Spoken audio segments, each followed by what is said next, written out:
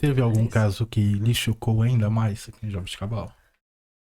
olha, como eu falei, todos esses casos foram bastante complicados, difíceis, mas um caso especificamente difícil para mim, enquanto delegada de polícia, que me marcou muito, foi na época do ataque do PCC, dos ataques, né? PCC. Nós tivemos aqui o estado de São Paulo, Jaboticabal, né, especificamente, foi uma das cidades que eu não me recordo de ter outra cidade que perdemos um delegado de polícia. E naquele dia eu estava de plantão aqui em Jaboticabal, era o Dia das Mães, e, e eu fiquei assim muito abalada, mexeu muito comigo. Depois disso, eu até cheguei a ter um pouco de síndrome do pânico também, tive que buscar ajuda profissional, porque foi uma coisa que mexeu muito. Minha filha era muito pequena, minha filha tinha 6 anos de idade, e até então a gente não tinha recebido nenhuma informação. Era mais assim, um pouco mais sutil, nada muito concreto que os ataques estavam começando. Então, os ataques começaram, acho que salvo engano, na sexta-feira, e a gente não tinha recebido um alerta, né, geral do, da Secretaria de Segurança Pública.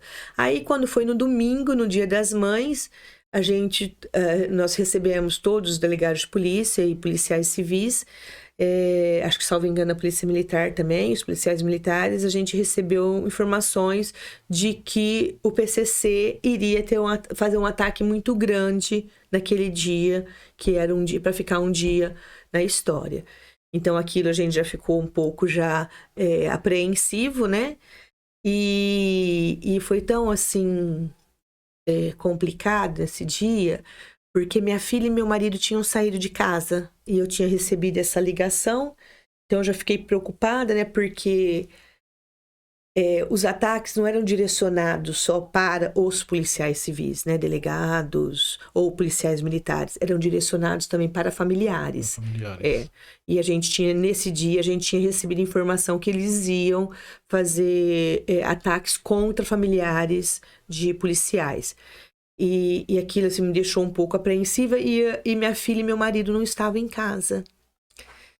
E eu tentava ligar no celular do meu marido para que ele pudesse voltar, e ele esqueceu o celular no console do carro, e ele tinha patota aqui na Avenida Pintos. Minha filha gostava de figurinhas, álbuns de figurinhas, né? E eles estavam na patota. E aí você já viu, com criança numa livraria com um monte de álbum, um monte de coisa, comprando figurinha, se eles não ficaram bastante tempo ali escolhendo. Paralelamente a isso, a gente primeiro recebeu essa ligação na delegacia, eu tentando falar com eles, não conseguia, e logo em seguida eu recebi a ligação de que tinham virado a cadeia aqui em Jaboticabal e que tinham pego do Tortaroco. Então eu fiquei assim bastante desesperada, porque a gente não tinha informações de como o Taroco estava. E meu marido não chegava em casa, eu ligava, ele não chegava, minha filha não chegava, eu fui ficando bastante assim, descontrolada. Eu perdi o controle nesse dia. Quando ele chegou, eu até fiquei muito assim, descontrolada com ele. Você ainda atende o celular, tô desesperada, tentando te ligar. Enfim. E aí eu sabia que, enquanto policial, eu tinha que ir até a cadeia pública onde tinha acabado de acontecer os ataques. Meu marido não queria que eu fosse, porque, por outro lado, ele também ficou apreensivo que pudesse acontecer alguma coisa comigo. Então ele falou: você não vai sair daqui, você não vai sair. Eu falei assim: eu não posso. Eu sou delegado de polícia, sou eu que estou de plantão, eu tenho que ir. E quando eu cheguei lá, foi muito difícil ver toda aquela situação. A cadeia completamente queimada, o Taroco já tinha sido socorrido, os, policia os policiais civis estavam bastante assim, todo mundo muito preocupado, a polícia militar, e foi assim, um dia assim para eu deixar também guardado que em muitos lugares a polícia civil e a polícia militar têm uma certa rusga. E aqui, graças a Deus, aqui em Jaboticabal, a gente sempre foi unido, e a gente se tornou muito mais unido nesse dia. E nesse dia, estava o capitão Justo, estava lá, né?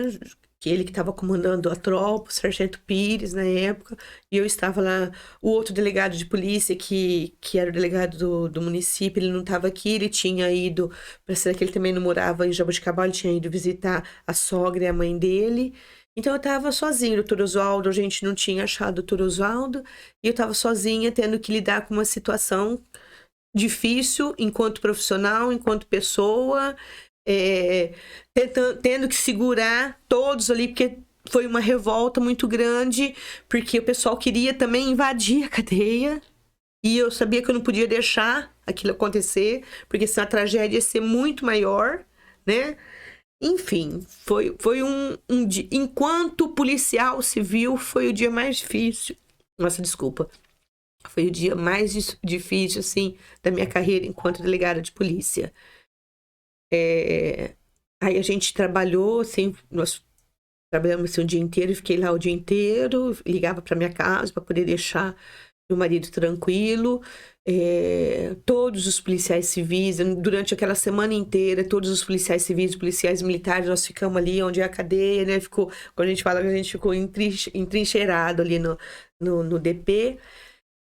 E tendo que fazer toda a parte burocrática também, querendo saber o Tarouco tendo sido socorrido, 2 pessoas que ele conseguiu falar antes dele ser transferido para Ribeirão Preto, que foi o Ori e, salvo engano, foi o Dr. Mauro Senso.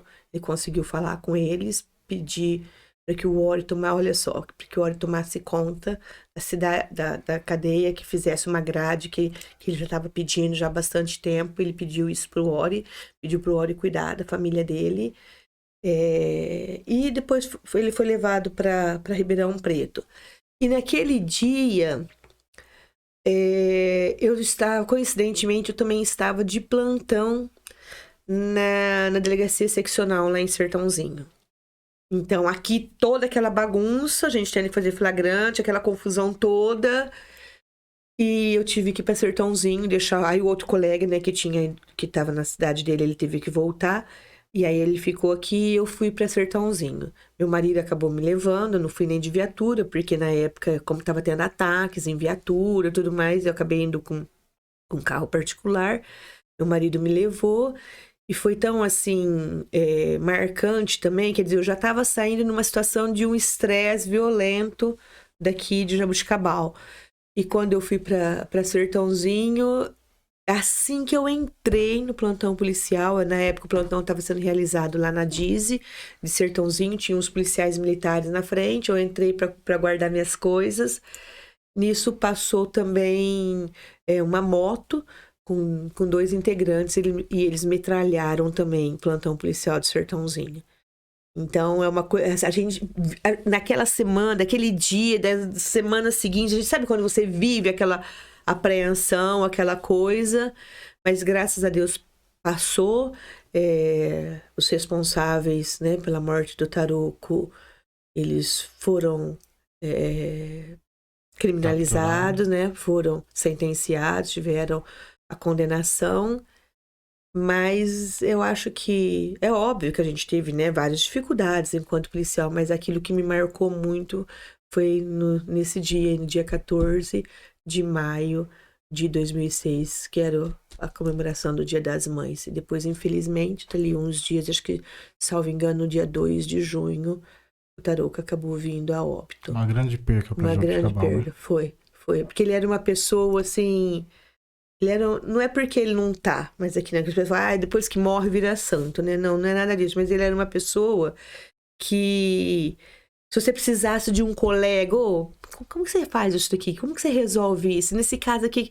ele era uma pessoa ponta firme. Ele tava ali com a gente, ele era uma pessoa que escutava os funcionários, estava sempre do lado dos funcionários também, lado dos delegados de polícia, enquanto colega. Então, foi uma perda assim, muito grande, né, pra gente aqui em Jaboticabal. E depois, nos dias seguintes, ainda a gente já teve a Associação dos Delegados de Polícia, acabou ajudando muito, sempre ligando pra gente, perguntando, mas a Associação dos Delegados não Secretaria de Segurança Pública. Então, a gente não teve, assim, apoio profissional, emocional, nada de órgãos superiores. A gente teve, eu aqui enquanto delegada, né, a Associação de Delegados, que sempre ligava para perguntar como que estava o colega. Podcast Papo com Café. Entrevistas, notícias e muita informação. Toda segunda, às 19h30. Apresentação: Augusto Silva.